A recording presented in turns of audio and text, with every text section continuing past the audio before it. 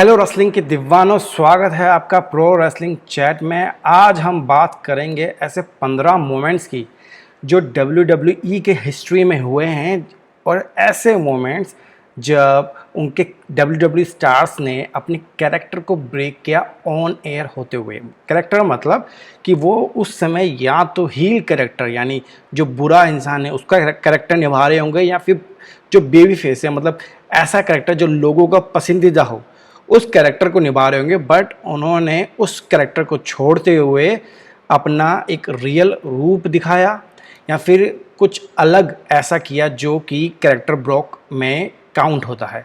तो ऐसे 15 मोमेंट्स हैं जो मैंने कैप्चर किए हैं इस वीडियो में। तो स्टार्ट करते हैं वीडियो की शुरुआत। सबसे पहले अपन बात करेंगे 15वें नंबर पे। 15वें नंबर पे आता है क्रिस जेरिको और नेविल। नेविल एक अपकमिंग स्टार था WWE में, एक हाई फ्लायर था। उसका मैच हो रहा था क्रिस जेरिको के साथ और वो मैच बिल्कुल सही जा रहा था। बट सडनली क्या हुआ कि नेविल के जो एंकल है उसमें लग गई चोट। तो क्रिस जेरिको ने डिसाइड किया कि भाई, क्योंकि नेविल जो है बार बार अपने एंकल की तरफ दिखा रहा था रेफरी को भी कि भाई मुझे चोट लग गई है, तो उस मैच को कंटिन्यू करने का कोई फ़ायदा नहीं था। तो क्रिस जेरिको ने डिसाइड किया कि चलो इस मैच को ख़त्म करते हैं और इसको पिन करते हैं। तो उन्होंने रेफरी को बोला चलो पिन करते हैं। बट जैसे ही रेफरी ने पिन स्टार्ट किया उन्होंने पूरी पिन काउंट नहीं की। क्यों? क्योंकि उस समय नेविल का जो शोल्डर था वो अप था। ये चीज़ क्रिस जेरिको को पसंद नहीं आई। उन्होंने रेफरी पे चिल्लाना स्टार्ट कर दिया कि तुम कर क्या रहे हो, तुम्हें ये मैच ख़त्म करना है, तुम मैच को ख़त्म क्यों नहीं कर रहे हो। तो इस तरीके से जो जेरिको है उसने इस मैच के दौरान अपना कैरेक्टर को ब्रेक किया। 14 नंबर पे आता है, मतलब 14वें नंबर पे आता है चावो गुएरो का कैरेक्टर ब्रेक। अगर आपको याद हो, जब एडी की डेथ हुई थी, एडी गुएरो की, जो कि उनके अंकल लगते हैं, तो उससे पहले जो है चावो गुएरो का एक सीन चल रहा था कि भाई वो एक पर्टिकुलर क्लब को ज्वाइन करेंगे जिसमें वो टेनिस का जो क्लोथिंग होता है वो पहनेंगे, प्लस अपने जो बाल हैं उसको भी ब्लॉन्ड डाई करेंगे। तो इस तरीके से उनका पूरा प्लानिंग चल रहा था एक अलग तरह से दिखने का। बट जैसे ही एडी गुएरो की डेथ होती है, जो कि एक अनएक्सपेक्टेड था, तो उनको वो जो कैरेक्टर था वो छोड़ना पड़ा और उस कैरेक्टर को उन्होंने कंटिन्यू नहीं किया। इसके बाद 13वें नंबर पे आता है डैनियल पुडर एंड कर्ट एंगल का सेगमेंट। ये 2004 की बात है जब टफ इनफ कंपटीशन चलता था जिसमें डैनियल पुडर भी एक कॉम्पिटिटर थे। तो उस समय एक स्टिपुलेशन रखी गई थी कि जो भी चैलेंजर्स हैं उनका मैच होगा कर्ट एंगल के साथ। एंड इसमें क्या है कि जो आपके कंपटीशन है उनको लड़ना होगा रिंग में कर्ट एंगल के साथ। बट ये एक नॉर्मल मैच प्लान था जिसमें ये था कि कर्ट एंगल जो है सिंपली पिन कर देंगे, क्योंकि डैनियल पोडार एक टफ इनफ कॉम्पिटिटर थे जो एक चैलेंज सेगमेंट चलता है उसमें थे। तो वो कोई एक स्पेसिफिक रेसलर नहीं थे, क्योंकि कोई स्टोरी लाइन नहीं चल रही थी, वो साइंड कॉन्ट्रैक्ट पे नहीं थे WWE के साथ। तो ये एक नॉर्मल मैच था। जो प्लान तो यही था कि कर्ट एंगल पिन करेंगे, बट एक्चुअली में होता यह है कि डैनियल पोडार जो है चाहते हैं थे कि वो कर्ट एंगल को टैप करवाएं, वो भी की लॉक सबमिशन से। एक ऐसा सबमिशन जिसको परफॉर्म करने से हो सकता था कि जो कर्ट एंगल है उनका हाथ भी डैमेज हो सके, उनको कोई इंजरी भी हो सके। तो ये जो है एक पर्टिकुलर सेगमेंट था जब जो है उसके बाद ये चीज़ कर्ट एंगल को पसंद भी नहीं आई थी। ठीक है। एंड इसका जो डिस्कशन है कई बार, मतलब कई इंटरव्यूज़ में आप देखेंगे कि जो है कर्ट एंगल ने मेंशन भी किया है। तो इस तरीके से ये पर्टिकुलर सेगमेंट था जो हो नहीं पाया था और यहाँ पे जो है कैरेक्टर ब्रेक हुआ था। 12वें नंबर पे आता है कोफी किंगस्टन का एक्सेंट। ये बात है 2009 की, जब ब्रेकिंग राइट्स पेपर व्यू होने वाला था, उसमें स्मैकडाउन वर्सेस रॉ का सीन चल रहा था। तो उस समय जो है कॉफ़ी किंगस्टन भी रिंग में थे।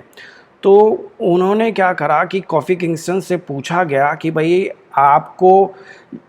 आपने जो ये डिस्कशन किया है, क्या आपको लगता है कि आप जो है इसमें फिट बैठेंगे?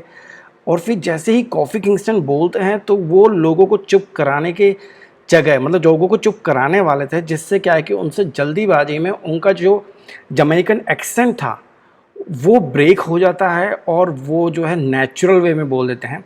तो इससे क्या है कि मतलब वहाँ का जो एटमॉस्फेयर था, तो उसमें ट्रिपल एच भी रिंग में, तो ट्रिपल एच बोलते हैं कि तुम कहीं जमैकन तो नहीं हो, क्योंकि ऑफ कोर्स स्टार्टिंग से ही ये बताया जाता है कॉफ़ी किंगस्टन के बारे में वो एक जमैकन है।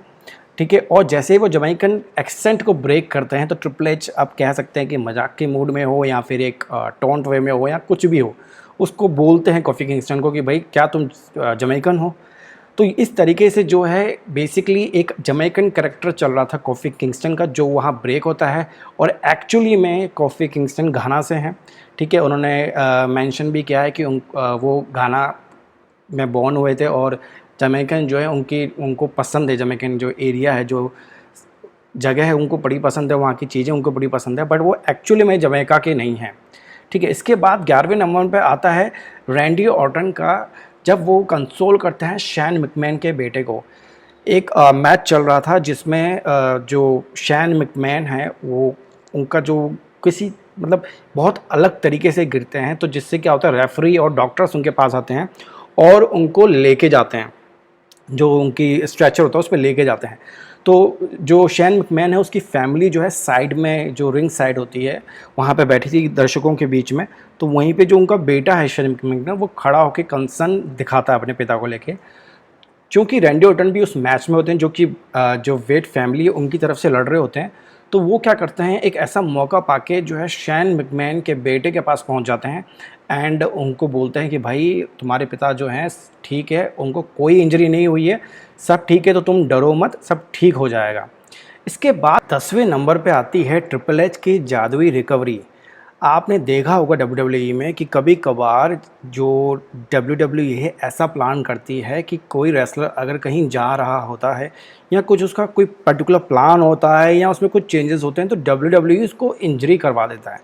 तो एक तरह से डब्ल्यू आप लोगों को, मतलब हम लोगों को, आप लोगों को भी क्या कहें, हम लोगों को कभी कभार इंजरी भी सेल कर देता है। पेपर व्यूज तो सेल करता है, स्टोरी लाइन तो सेल करता ही करता है, बट इंजरी भी सेल कर देता है। तो ऐसे ही एक इवेंट हुआ जब रेसलमेनिया 26 के बाद ट्रिपल एच जो आते हैं स्टेज पे एंड बताते हैं शॉन माइकल्स के बारे में। शॉन माइकल्स के बारे में इसलिए बताते हैं क्योंकि उनका मैच हुआ था अंडरटेकर के साथ, जो कि था स्ट्रीक वर्सेस करियर मैच। तो एज़ पर दी मैच शॉन माइकल को अब लेना था रिटायरमेंट। तो ट्रिपल एच आते हैं एंड शॉन माइकल के बारे में डिस्कस करते हैं। तो इतने में पीछे से आ जाते हैं हमारे शेमस, वो भी पाइप के साथ, और जो ट्रिपल एच उसको ज़ोर से मारते हैं। इस तरीके से वो मारते हैं कि लोगों को लगता है कि ट्रिपल एच को हो गई है इंजरी और अब ये टाइम चलेगा लंबा। बट क्योंकि डब्ल्यू की जो एक पॉलिसी है कि जिसमें आपको अगर इंजरी हुई है तो आपको उसको फॉलो करना होगा, क्योंकि वो एक पार्ट होती है स्टोरी लाइन का। बट एक्चुअली में ऐसा होता नहीं है। उसी दिन जो रॉ इवेंट होता है उसी की शाम जब लेट नाइट होती है, एंड हो रहा होता है, तो शॉन माइकल आता है, अपना फेयरवेल देता है और ट्रिपल एच जो है शॉन माइकल के साथ होते हैं और वो ऐसे बिहेव करते हैं कि उनको कुछ हुआ ही नहीं था। तो इस तरीके से ट्रिपल एच ने अपना जो कैरेक्टर है जो उनको प्ले करना चाहिए तो वो प्ले ना करके कैरेक्टर ब्रोक किया। इसके बाद 9वें नंबर पर जो हमारे पास आता है वो आता है माइकल कॉल का। माइकल कॉल एक अनाउंसर है, आपने देखा ही होगा हमेशा इनको, ठीक है। इनका जो है एक अच्छी खासी राइवलरी चल रही थी जेरी द किंग लॉवर के साथ, ठीक है।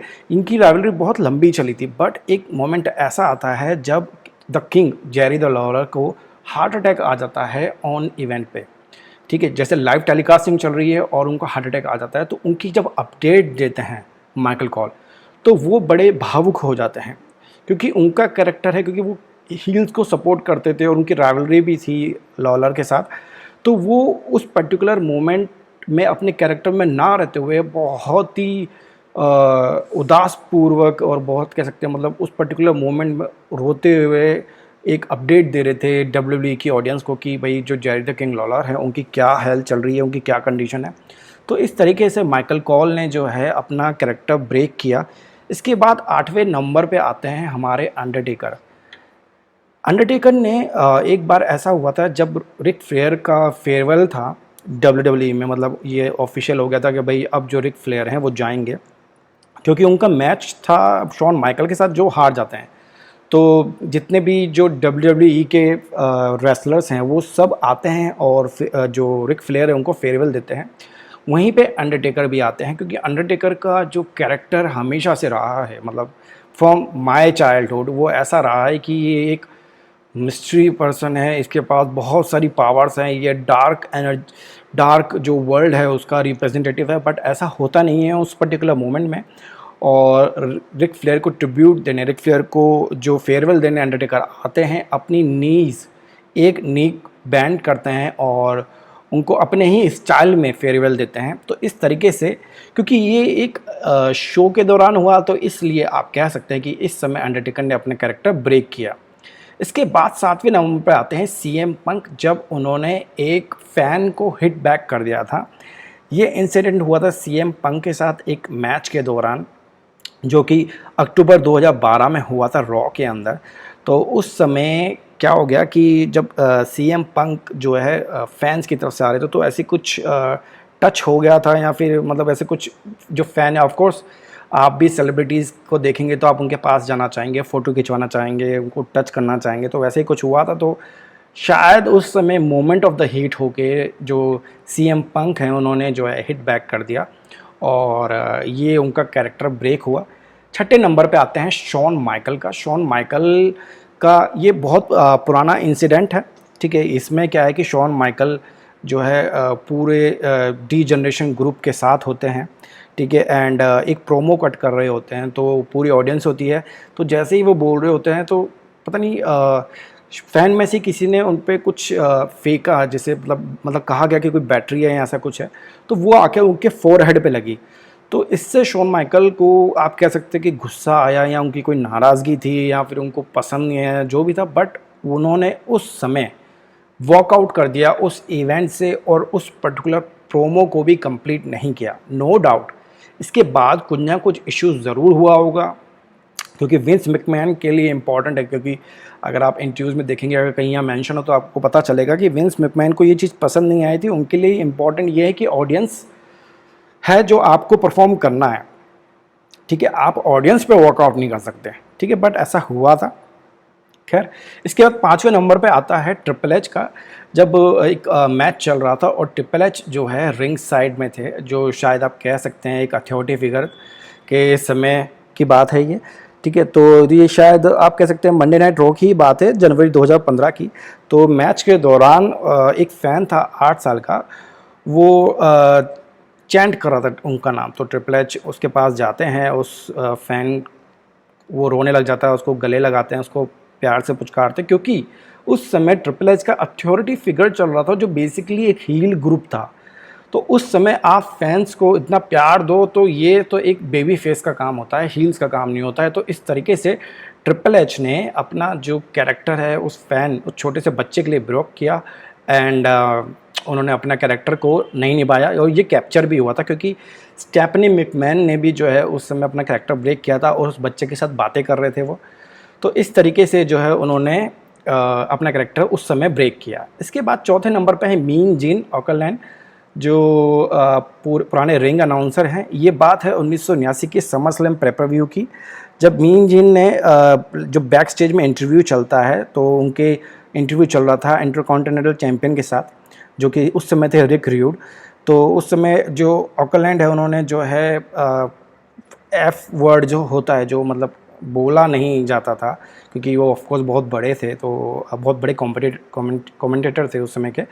तो उन्होंने बोला, तो वो उस समय का कैरेक्टर ब्रेक कह सकते हैं, क्योंकि एफ वर्ड जो है, मतलब ये एटीट्यूड एरा में ज़्यादा बोला गया था एफ वर्ड, बट उस समय के जो स्टोरी लाइन्स थी उस समय जो, और स्पेशली एक इंटरव्यूअर के मुंह से निकले, तो ये एक तरह से कैरेक्टर ब्रेक ही था। इसके बाद तीसरे नंबर पे आते हैं gym Ross and Jerry the Lawler.